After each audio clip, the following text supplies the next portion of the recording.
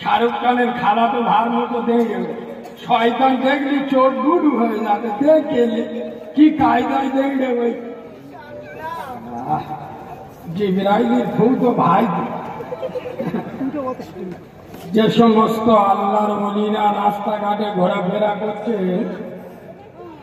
আর যারা ওদের দেখে হচ্ছে পদে ফোড়া টোড়া হয়েছে মালগুলো আর সারগুলো মানে যে প্যান্ট পরে যে বইলি ফোড়া তো ফেটে যাবে এমনি দেখলে আছে পিছনটা চিনে সুরঙ্গ দেখা যাবে।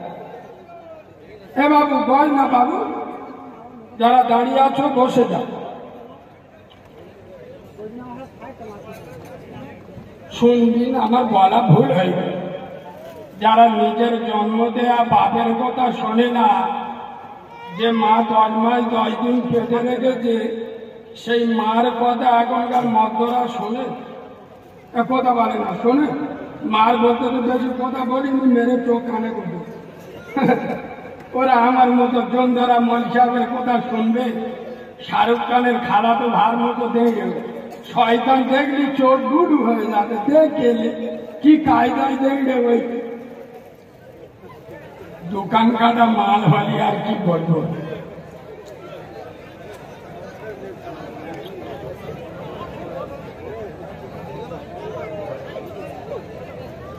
আব্বা, আপনারা যারা এখানে বসেছেন, আপনারা হলেন প্রত্যেকে মৌমাছি। একবার সুবহানাল্লাহ বলুন। সুবহানাল্লাহ, শয়তানের মাথা ঘুরবে। একটু ভালোবাসা দিয়ে সুবহানাল্লাহ বলুন। আপনারা কি? মৌমাছি। আর যেসব মালগুলো বাইরে আছে ওরা হলো গোবরে পোকা। আমার কথা সবার সহ্য হবে তো? কথা বলে না, হবে তো? ইউটিউবে যারা কম বেশি আমার দেখেছে, আমি মালটা মোটে ভালো ভালো, হ্যাঁ বলে ভালো।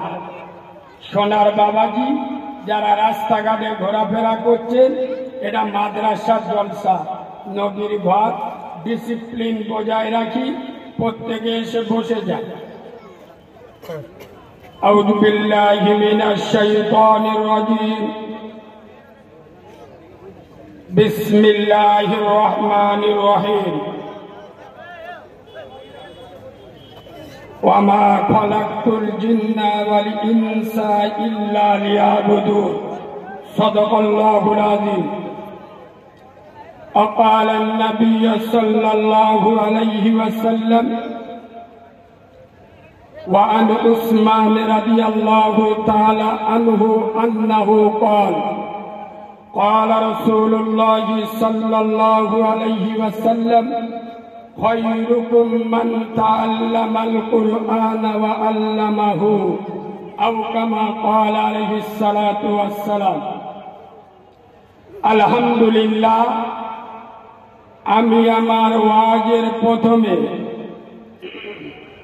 আমি আমার ওয়াজের শুরুতে, আমি আমার ওয়াজের সূচনাতে, আমি আমার ওয়াজের শুভা আরম্ভে, আমি আমার ওয়াজের স্টার্টিং পয়েন্টে সর্বপ্রথম তানার দরবারে শুকর গুজার করছি যে আল্লাহু রব্বুল ইজ্জাত বড়, চেয়ে বড়, অতি বড়, সীমাহীন বড়। একবার সুবহানাল্লাহ বলবেন? আই আব্বা, যে আল্লাহর বড়র কোনো শেষ নাই, সীমা নাই, পরিসংখ্যান নাই। আচ্ছা, যার ক্ষমতা পাহাড়ের প্রাদদেশে, দরিয়ার তলদেশে, সাগরের গভীর গহনে একমাত্র ক্ষমতা চলে কার বলো? আব্বা জোরে বলো। আফ্রিকার ওয়াকড জঙ্গলের মাঝখানে একটা চিতা বাঘের মুখে আহার দান কে বলো? আবার রোহিত মহাসাগরে ওয়াতল তলদেশে একটা তিমি মাছের মুখে আহার পৌঁছে দেন কুদরতকার। চিল্লে বলে আল্লাহর নাম জোরে নিলে দাদা দিদি কেউ রেগে যাবে? এরা মনে মনে করছে কেন আল্লাহর নাম নিলে জব কার্ডের মাল পাওয়া যাবে না। আল্লাহ নাম মুখে আসবে কি করে? সারাদিন যদি 100 কথা বলে 95টা মিছে কথা বলে, এ মালের মুখে আল্লাহ নাম আসবে? কথা বলে না আসবে? সারাদিন বিড়ি ছুকো মারছে, চিডিংবাজের মুখে আল্লাহ নাম আসবে? যে আশেকে রসুল হবে, আল্লাহ প্রেমিক হবে, ঠোঁট সেলাই করে দেবে, মুখ ফেড়ে আল্লাহ নাম বেরোবে। হ্যাঁ না না? সোনার আব্বা যার ক্ষমতা পাহাড়ের প্রাদদেশে, দরিয়ার তলদেশে, সাগরের গভীর গহনে একমাত্র শুধুমাত্র কেবলমাত্র রাজত্ব চলে কার? জোরে বলো আব্বা।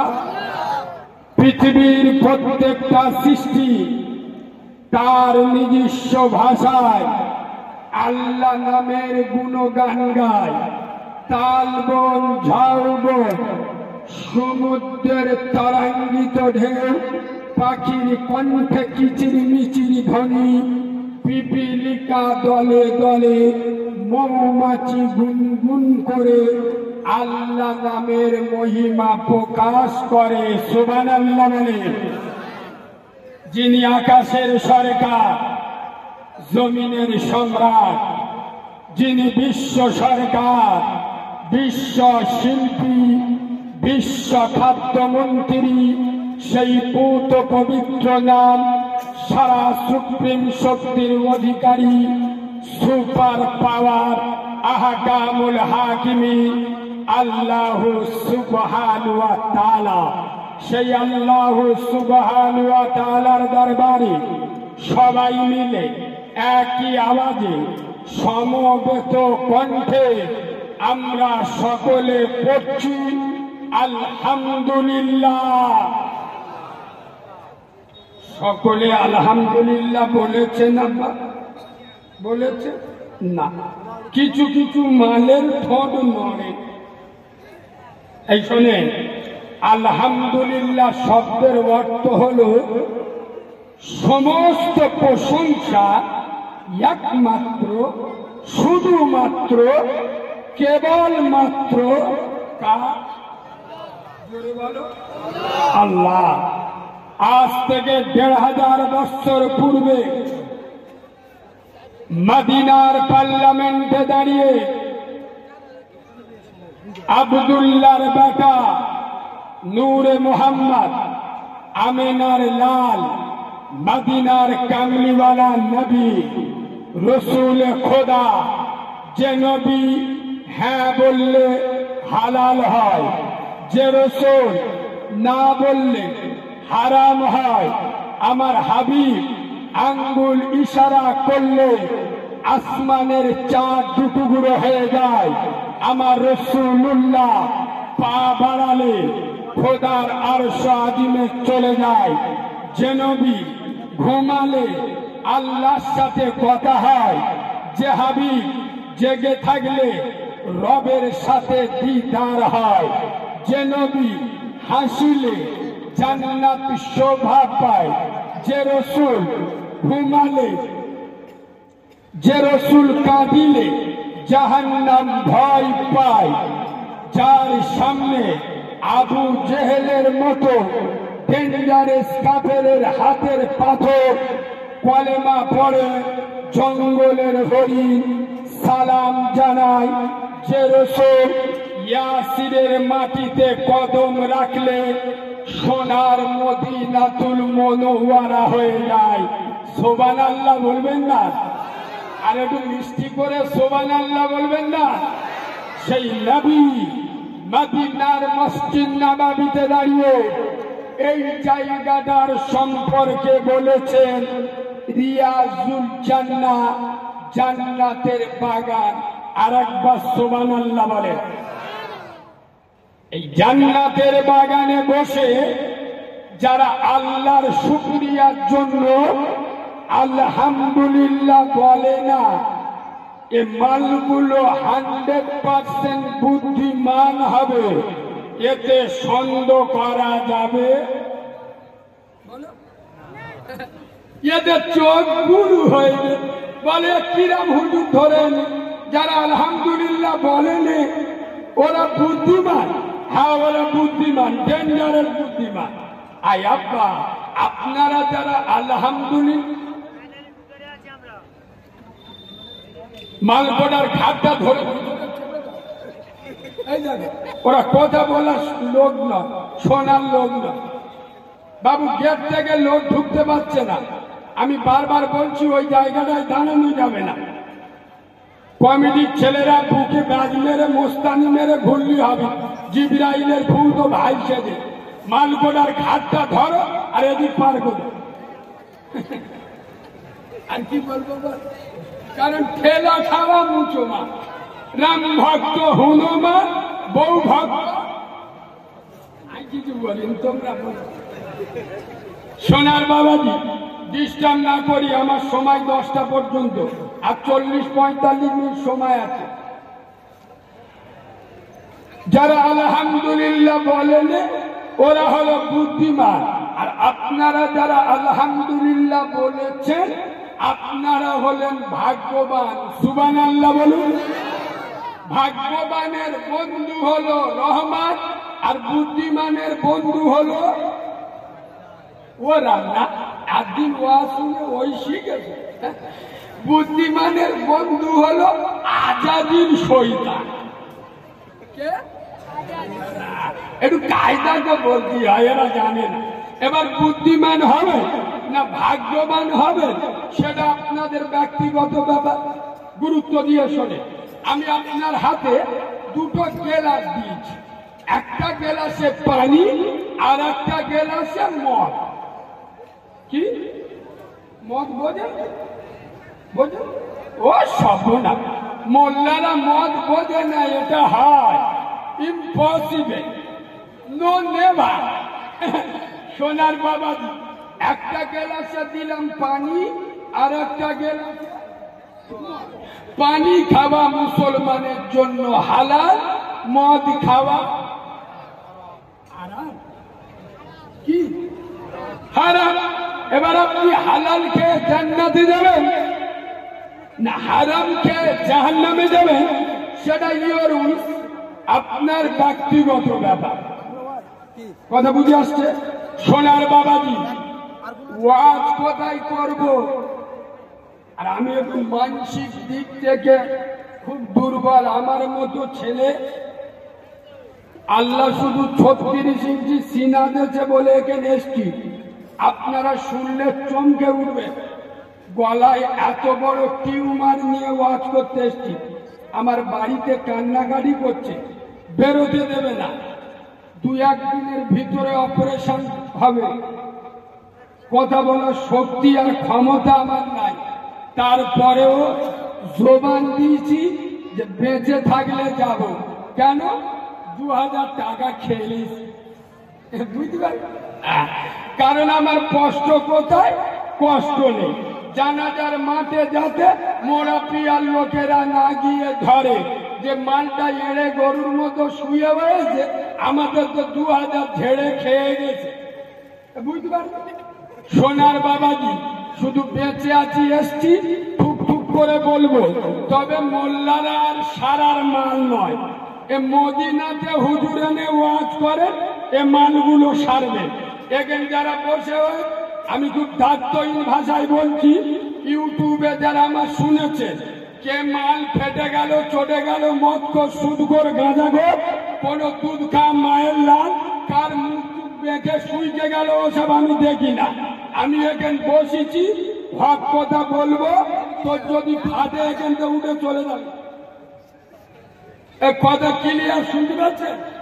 যারা 30 বছর জলসা শুনে এখন মাথায় টুপি দেয় না, যারা 40 বছর ফুরফুরাই এখন মুখে দাড়ি রাখে না, যারা মাসে মাসে 3 দিন জামাতে গিয়ে এখন ওর বাড়ির মেয়েরা বন্ধন লোন গ্রুপ লোন করে, যারা বছরে বছরে চিল্লাই জামাতে গিয়ে এখন হারাম খাওয়া ছাড়ে না, যারা বছরে বছরে জলসা শুনে এখন বাম্মার ভাত দেয় না, আমি কারিমুল্লাহ খ্রিস্টানের, এরা কাউরার ছানা, এরা খ্রিস্টানের ছানা, এরা মুনাফিকের ছানা, এরা চিডিংবাজের বাচ্চা, এরা মুসলমানের বাচ্চা হতে হতে 60 বছর বয়স হয়ে গেল মানটা এখন নামাজ পড়ে না। ও শালা কবে নামাজ পড়বে? কথা বলে না। 60 বছর হয়ে গেল এখন নামাজ পড়ে না, তখন নামাজ পড়বে কবে? রাসূলুল্লাহ বলে যাচ্ছেন, আসসালাতু ইমাদুদ্দিন, নামাজ হলো ইসলামের খুঁটি। যারা নামাজ ছেড়ে দিল ওরা আমার ইসলামের খুঁটিটা ভেঙে দিল। এই শুনবেন, চালা ধরা ওয়াজ শুনে না, বহুত বক্তার বক্তব্য ওয়াজ শুনেছেন, এ মাল আলাদা। আমি যদি এখানে বলি মোড়া পায়ের মুসলমান সরের গোশ সবাচিক দেবো খাবে, চুপ হয়েছে। রাজরাইনির খালা তো ভাই হুজুর খাবো খাবো, কেন খাবেন না? আরে কেন খাবেন না বলবেন তো? চুপ করে কেন কেন? খারা শুয়ারের গোশ খাওয়া, নামাজ ছেড়ে দেওয়া, পাগামি করার জায়গা পাও নাই। চিডিংবাজের বাচ্চা, বিয়াদবের বাচ্চা, চুমো খাওয়া ওয়াজ শুনবে। আমি যদি বলি মোরা পিয়ার মুসলমান নিজের মার পেটের বোনের সাথে মেলামেশা করবে, আদলা ইবনে আমার মাথায় ছাড়বে। কিরা মনসা ধরে নিজের বোনকে কেউ রেপ করতে পারে? আব্বা, আমি এমন ভাষা বলি না যে ভাষা মার্কেটে বিক্রি হয় না, এমন বলবো কানতে রক্ত বেরোবে। দেখুন অনেক মাল আমার পিছনে লেগে গেছে, এ বেশি কোরআন হাদিস বলে না, তা কোরআন হাদিস কাদের বলবো? ফ্রি ফায়ার খেলা মালগুলো কোরআন হাদিস বলে? এই মজমায় 100-র মধ্যে 98 জন এসার নামাজ পড়ে, এদের কোরআন হাদিস বলে কি করে? 100-র মধ্যে 70 জন বন্ধন লোন গ্রুপ লোন করে। উলু মনে মুক্ত ছড়ে লাভ নেই, এই বলে 15,000 নিচ্ছি, কোরআন হাদিস বললি 30,000 নেব। বোকা লোক বোঝে না যে ঠাকুর যে ফুলে সন্তুষ্ট সেই ফুল দিয়ে পুজো করতে হয়। এরা যেরাম মাল আমরা সেই রাম কথা বলে না। এই কি হলো তোদের? এই ভাই জায়গা পাওয়া যাচ্ছে না, ও জায়গা হচ্ছে না, তোদের ফেবিকল হাতে ঘাসের ওপর বল, একবার তকবির দেবো দেবো, সব শিখে দেবো দেবো, ওই দাও না, না রে তকবির আমসা হাগা আওয়াজ দেয়। মুসলমান আল্লাহর নামে আওয়াজ দেবে, নরেন্দ্র মোদীর চোখ বুলু হয়ে যাবে, আর এ যা আওয়াজ দিতে শয়তান দুজনকে ফের শোবে, গোটা তুই বাঁধিয়ে দেবো ঘুমোবে। পাটির মিছিলে গিয়ে মালগুলো জিবরাইল চিনতে পারে না, এদের রং আলাদা। আর আল্লাহর নামে আওয়াজ দেবে, মুসলমানি যিনি যেরকম শিখতে যায় ওরা ভয়, একটু ঝেড়ে আওয়াজ দাও, না রে তাকবীর। ডান দিকের লোকেরা মোটে বলবে কি গালে পান বিমল জোরে আওয়াজ দাও, না রে তাকবীর। সবাই মিলে আর একটু ঝেড়ে দেন, না রে তাকবীর, না রে তাকবীর। আল কুরআনের আলো, আল্লাহ হাদিসের আলো, ফুলের সুবাস, চাঁদের হাসি, নামাজ পড়তে ভালো।